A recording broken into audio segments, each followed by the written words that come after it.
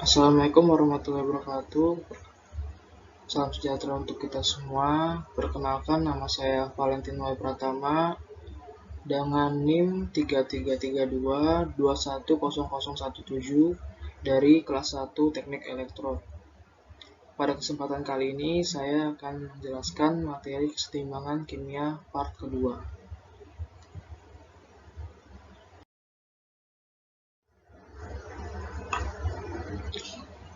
Pada materi kesetimbangan kimia part kedua terdapat beberapa pokok pembahasan. Ada 4 pokok pembahasan. Yang pertama yaitu faktor-faktor yang mempengaruhi kesetimbangan reaksi. Yang kedua ada menentukan tetapan kesetimbangan berdasarkan tekanan. Yang ketiga ada hubungan antara Kc dan Kp. Dan yang terakhir ada aplikasi reaksi kesetimbangan di industri.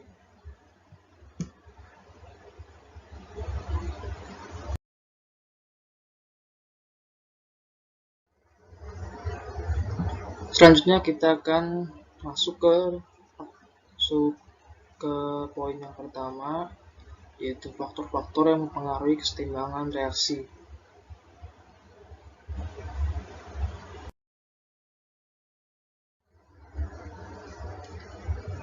Sebelum kita mengetahui faktor-faktor apa saja yang mempengaruhi kesetimbangan reaksi, alangkah lebih baiknya kita mengetahui juga prinsip kesetimbangan kimia.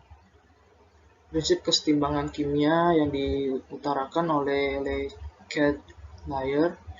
Yang pertama, setelah sistem yang bereaksi telah mencapai kesetimbangan, sistem akan tetap setimbang sampai terganggu oleh beberapa perubahan kondisi. Kemudian untuk prinsip yang kedua, jika perubahan kondisi atau stres diterapkan pada sistem dalam keadaan setimbang, sistem akan bergeser ke arah yang mengurangi stres untuk bergerak menuju keadaan kesetimbangan yang baru.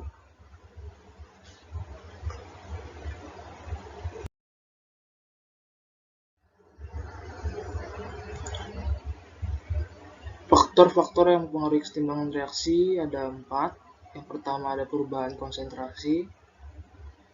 Kemudian yang kedua ada perubahan volume dan tekanan. Ada yang ketiga perubahan suhu. Dan faktor yang terakhir yaitu penambahan katalis.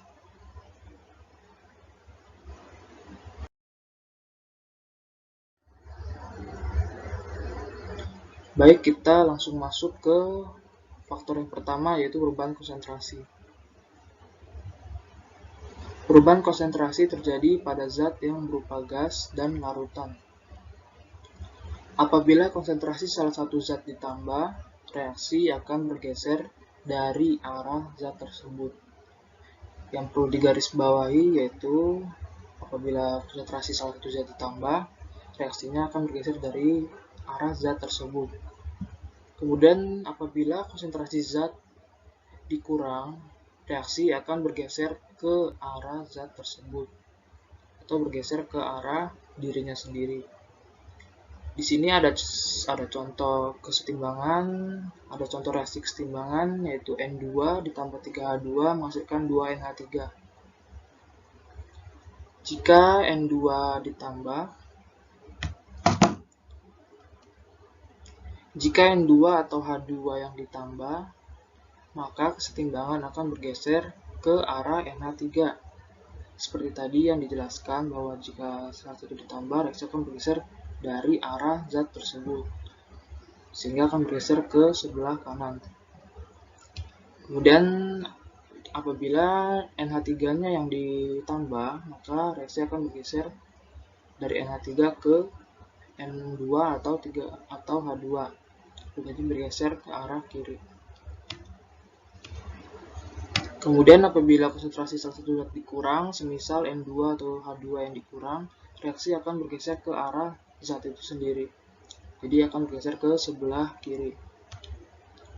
Begitupun sebaliknya, sama halnya dengan NH3, apabila NH3 dikurang, maka reaksinya akan bergeser ke arah NH3, yaitu ke arah kanan, ke arah dirinya sendiri.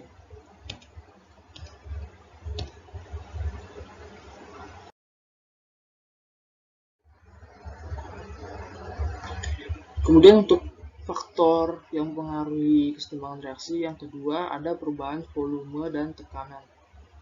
Perubahan volume terjadi pada zat yang berupa gas dan larutan, sedangkan tekanan hanya terjadi pada zat yang berupa gas. Apabila tekanan salah satu zat diperbesar atau volumenya diperkecil, reaksi akan bergeser ke koefisien yang kecil.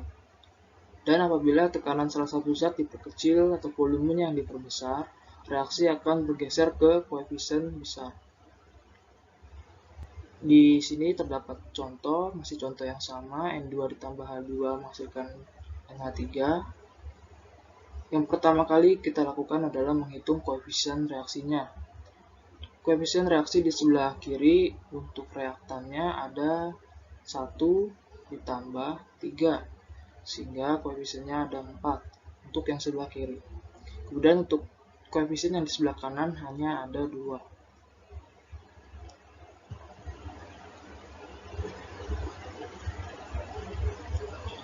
Apabila tekanan salah satu zat diperbesar, semisal tekanan N2 yang diperbesar atau H2, maka reaksinya akan bergerak ke koefisien yang kecil. Koefisien yang kecil di sini tadi itu ada di sebelah kanan karena koefisiennya hanya 2. Sedangkan jika tekanan zat NH3 yang diperkecil,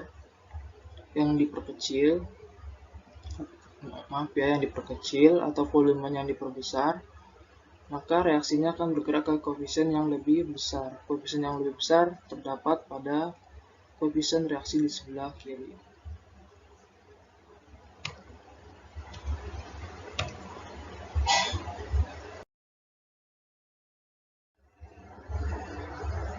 Kemudian faktor selanjutnya ada perubahan suhu. Apabila suhu dinaikkan, kesetimbangan akan bergeser ke arah pembentukan senyawa-senyawa yang menyerap panas atau endoterm. Ciri dari endoterm yaitu delta H-nya atau entalpinya bernilai positif. Kemudian apabila suhunya diturunkan, maka kesetimbangan akan bergeser ke arah pembentukan senyawa-senyawa yang melepas panas atau exotherm dengan ciri delta H-nya atau perubahan entalpinya bernilai negatif. Di sini ada sebuah reaksi N2 ditambah 3H2 menghasilkan 2NH3 dengan delta H sama dengan minus 90 kJ. Yang pertama kali perlu kita ketahui yaitu kebalikan dari endotherm itu exotherm ya, atau sebaliknya exotherm itu kebalikannya endotherm. Pembentukan NH3 adalah exotherm, reaksi exotherm. Bisa dilihat dari delta H-nya bernilai negatif. Jika suhunya kita naikkan, reaksi akan bergeser ke arah N2 dan H2 karena pada reaksi N2 dan H2 ini merupakan reaksi endotherm. Jadi kalau reaksinya exotherm, dia akan bergeser ke reaksi endotherm. Ya kebalikannya ya.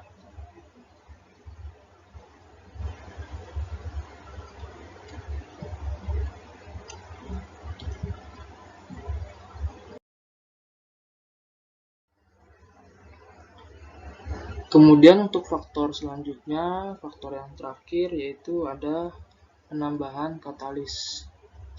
Menambahkan katalis ke dalam sistem dapat mengubah laju reaksi, sehingga laju reaksinya akan berubah menjadi lebih cepat. Tetapi, penambahan katalis ini tidak akan mengubah kesetimbangan.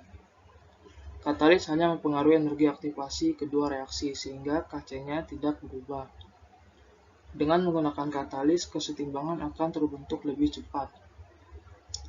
Bisa kita perhatikan grafik di bawah ini. Yang pertama, di sebelah kiri ada reaksi tanpa katalis. Reaksi tanpa katalis ini, energi aktivasinya lebih tinggi, sehingga laju reaksi akan berjalan lebih lambat. Sedangkan yang di sebelah kanan, dengan menggunakan katalis, sehingga energi aktivasinya menurun. Jika energi aktivasi menurun, ini akan mempercepat laju reaksi sehingga produk akan lebih cepat terbentuk.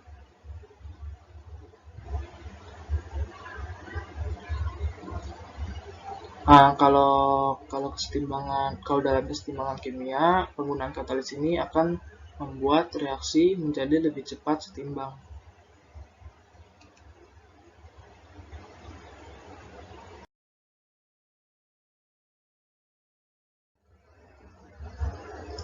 Kemudian untuk poin selanjutnya ada menentukan ketetapan kesetimbangan berdasarkan tekanan atau Kp.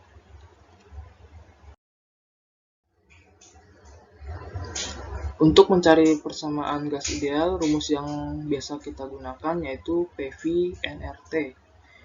P ini adalah tekanan, V adalah volume, N adalah jumlah mol, R adalah tetapan gas, dan T yaitu suhu dalam Kelvin. Sehingga untuk mencari tekanan gas kita bisa menggunakan rumus P sama dengan N per V dikali RT atau P sama dengan M dikali RT. N per V di sebelah kiri sini sama itu ya dengan M, yaitu jumlah konsentrasi. Dengan catatan hanya gas yang masuk ke rumus Kp. Secara umum untuk reaksi yang melibatkan gas dinyatakan dalam bentuk A ditambah B masukkan C ditambah D. Dengan persamaan reaksi Kp yaitu tekanan C dipangkatkan koefisiennya sendiri yaitu C kecil dikali tekanan D pangkat koefisien per tekanan A pangkat koefisien dikali tekanan B pangkat koefisien. Sebagai contoh terdapat reaksi reversible atau bolak-balik. Berikut reaksinya, N2 ditambah 3H2 menghasilkan 2NH3. Sehingga Kp-nya nanti akan terbentuk suatu persamaan tekanan NH3 dipangkatkan koefisiennya. 2 ini adalah koefisien dari NH3 yaitu ya, di sebelah sini ada koefisiennya 2. Dibagi tekanan dari zat N2 pangkat koefisien ini adalah pangkat 1 karena di sebelah N2 jika tidak tulis itu maksudnya adalah 1 koefisiennya dikali tekanan H2. Tekanan H2 di sini zatnya mempunyai koefisien sebanyak 3 sehingga dipangkatkan 3.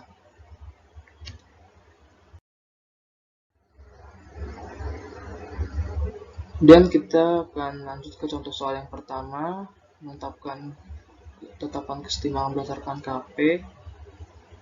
Pada sebuah campuran kesetimbangan pada suhu 500 derajat Celcius diketahui tekanan NH3 sebanyak 0,147 atm, tekanan N2 sebanyak 6,00 atm, dan tekanan H2 sebanyak 3,70 atm. Yang ditanyakan yaitu Kp-nya pada suhu 500 derajat Celcius berdasarkan reaksi sebagai berikut. N2 ditambah 3H2 menghasilkan 2NH3.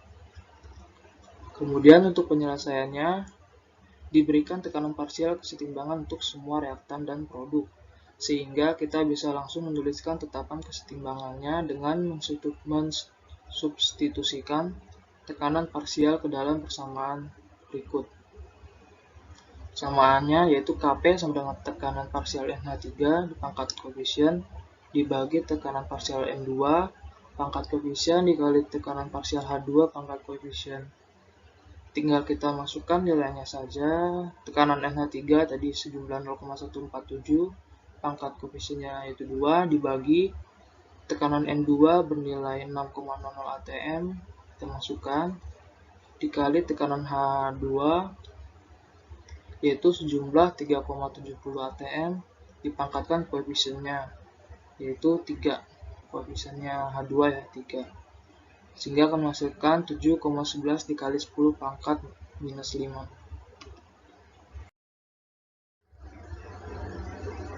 Untuk contoh soal yang kedua, dalam suatu ruang dicampur 5 mol PCl3 dan 5 mol PCl2 menurut reaksi PCl3 ditambah Cl2 menghasilkan PCl5. Setelah gas Cl2 bereaksi 20% tercapai kesetimbangan. Bila tekanan totalnya 3 atm, maka hitunglah tetapan kesetimbangan Kp. Di sini penyelesaiannya, gas Cl2 yang bereaksi sebanyak 20%, berarti jumlah mol yang bereaksi sebanyak 0,2 dikali 5 sama dengan 1 mol. 5 di sini adalah jumlah mol dari gas Cl2. Seperti yang diketahui dalam soal, itu berjumlah 5 mol. Sehingga 0,2, 20%-nya dikali 5, masukkan 1 mol. Kemudian kita langsung membuat tabel MRS atau yang M dengan awal, reaksi setimbang.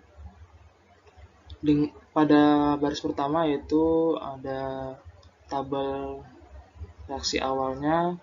Di sini ada 5 mol untuk PCl3 seperti yang diketahui dalam soal. Kemudian 5 mol juga dalam Cl2. Dan dalam PCl5 ini belum diketahui. Kemudian untuk tabel reaksi, yang bereaksi sejumlah 1 mol untuk Cl2. Sehingga untuk Cl3-nya sama dengan 1 karena koefisiennya sama dengan 1 juga. Jadi perbandingannya sama. Untuk PCl5 sama, ya ditulis 1 juga karena di sininya berjumlah 1. Kemudian untuk mengetahui jumlah mol dalam keadaan setimbangnya berapa, tinggal kita kurang. 5 dikurang 1, 4. 5 kurang 1, 4. Di sini tidak ada. Di sini adalah 1 dikurang, berarti di sini untuk PCl5 1.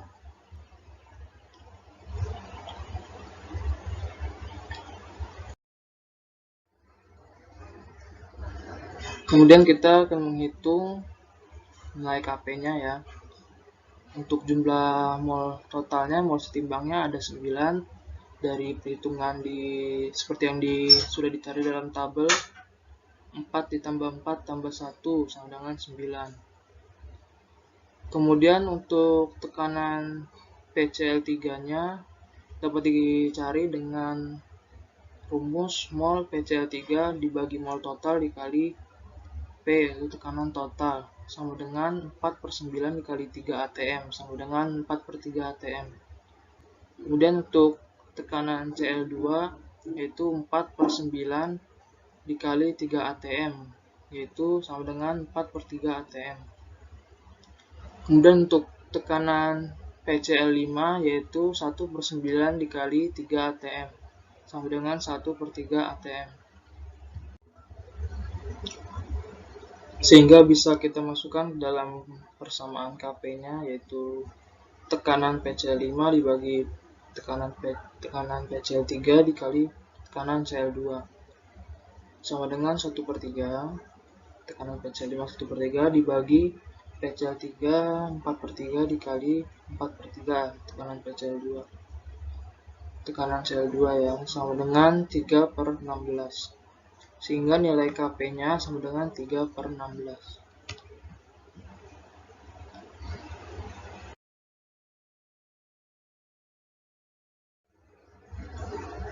Kemudian untuk poin berikutnya kita akan membahas hubungan antara Kc dan Kp. Hubungan Kc dan Kp pada reaksi A ditambah B menghasilkan C tambah D dapat diketahui persamaan Kc dan Kp sebagai berikut. Sehingga terbentuk hubungan antara Kc dan Kp sebagai berikut. Kp yaitu Kc dikali R dikali T diangkat delta N, di mana R di sini adalah tetapan gas umum sebanyak 0,082 L atm per mol kali K, dengan T-nya sama dengan suhu dalam satuan Kelvin. Kemudian delta N yaitu selisih koefisien gas produk dengan reaktan. Kemudian untuk rumus selanjutnya yaitu ada Kc sama dengan Kp dikali RT pangkat minus delta N.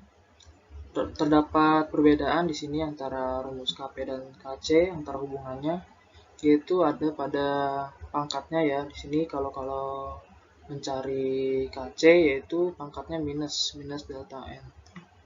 Dengan delta N seperti yang sudah disampaikan tadi adalah jumlah koefisien gas produk dikurang koefisien gas reaktan.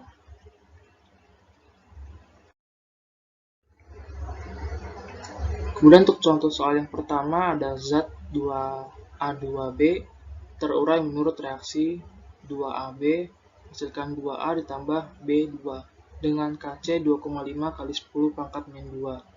Tentukan Kp pada suhu 27 derajat Celcius dengan R 0,082 L atm per mol K. Untuk penyelesaiannya kita tulis dulu, diketahui koefisien reaktan ada 2, koefisien produknya ada 3, 2 ditambah 1, kemudian Kc-nya 2,5 kali 10 pangkat minus 2, dan suhunya 27 derajat Celcius. Di sini kita ubah terlebih dahulu menjadi satuannya Kelvin dengan menambahkan 273.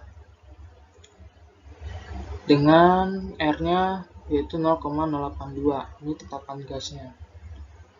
Sehingga untuk rumusnya yaitu tadi Kp sama dengan Kc pangkat R, bukan dipangkat, Kc dikali RT dipangkatkan B ditambah C dikurang A. B tambah C ini koefisien yang sebelah kanan dikurang koefisien yang sebelah kiri. Sehingga menjadi Kc-nya 2,5 kali 10 pangkat minus 2 dikali R-nya 0,082 dikali T-nya 300 dipangkatkan 3 minus 2. 3 ini adalah koefisien sebelah kanan dikurang koefisien sebelah kiri. Sehingga akan menghasilkan 61,5 kali 10 pangkat minus 2.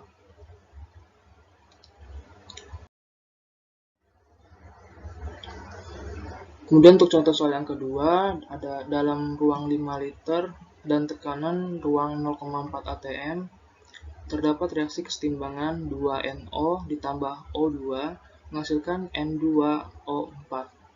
Jika 0,2 mol gas NO dicampur dengan 0,2 mol gas O2, saat setimbang terdapat 0,05 mol N2O4. Tentukan harga Kc dan Kp. Penyelesaian.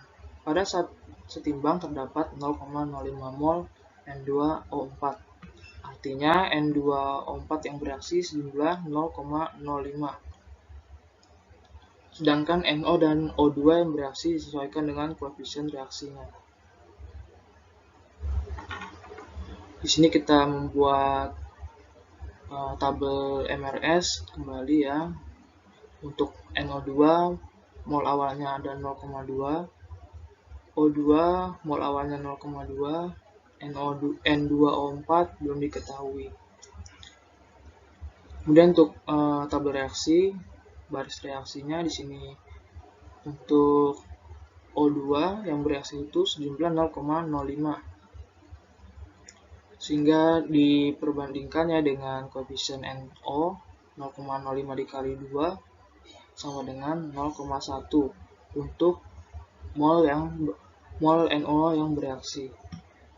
Dengan N2O4 itu mol yang bereaksinya sama ya dengan O2 karena koefisiennya di sini 1. Sehingga akan menghasilkan mol dalam keadaan setimbang, yaitu untuk yang 2NO menghasilkan 0,1, O2 menghasilkan 0,15, dan N2O4 menghasilkan 0,05.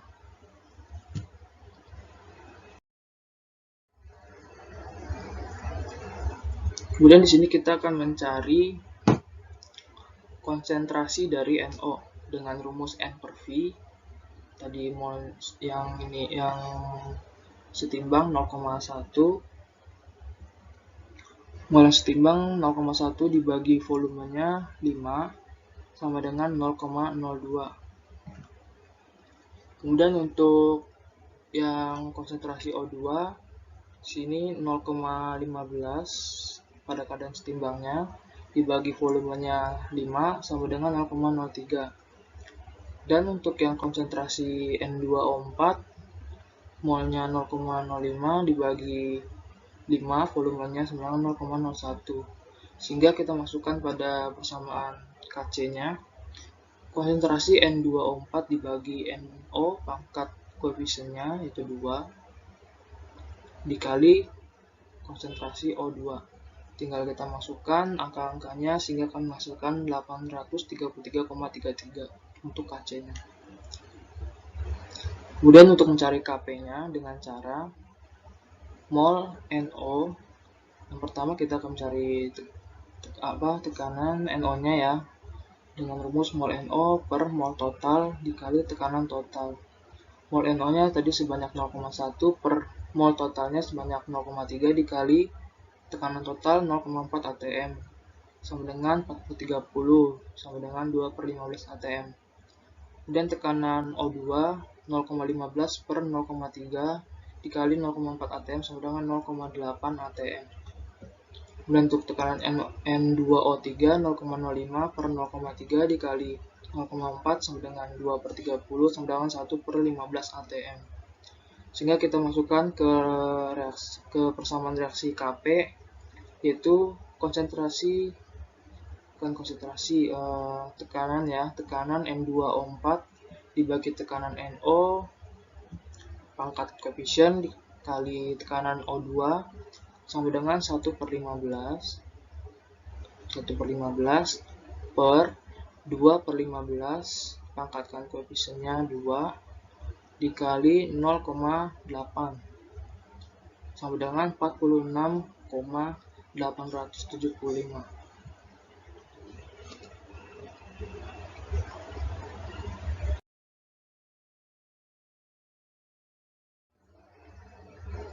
Untuk poin yang terakhir, kita akan membahas aplikasi kesetimbangan reaksi di industri.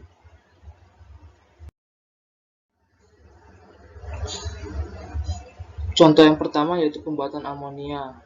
Pembuatan amonia dibuat dengan cara mereaksikan gas nitrogen dengan gas hidrogen.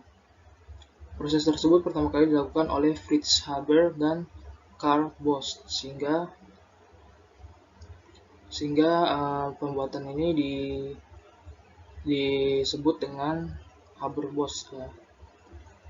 Dengan reaksi N2 ditambah 3H2 menghasilkan 2NH3 dengan delta H minus 92 kJ.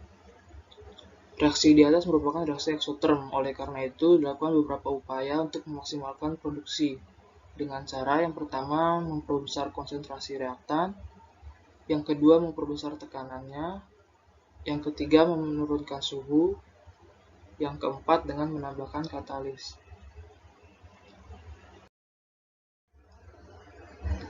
Kemudian untuk contoh yang kedua yaitu pembuatan asam sulfat. Pembuatan asam sulfat dilakukan melalui proses kontak. Caranya dengan membakar belerang murni di udara agar terbentuk gas SO2 dengan reaksi S ditambah O2 menghasilkan SO2. Terdapat beberapa kegunaan asam sulfat sebagai berikut. Bisa sebagai bahan dasar industri, digunakan pada proses pemurnian minyak, sebagai bahan dasar pupuk amonium, sulfat dan asam sulfat, untuk menghilangkan karat besi, dan untuk membuat zat warna. Demikian presentasi yang dapat saya sampaikan pada video materi kesetimbangan kimia part 2. Apabila ada kesalahan, mohon dimaafkan. Assalamualaikum warahmatullahi wabarakatuh.